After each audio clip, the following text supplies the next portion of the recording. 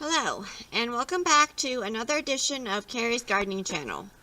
Today is January the 19th, and these are our Figaro mixed dahlias that we planted on the 16th. They actually started coming up yesterday, and I wanted to show them to you here.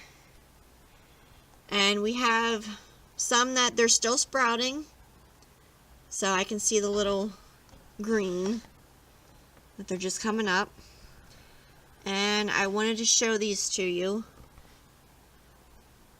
So we're gonna let these continue to germinate, and if you like my video, please like, comment, subscribe. If you have any questions, you can leave them below and I will try and answer them for you. And please don't forget to hit that little notification button that'll tell you when I put a new video on.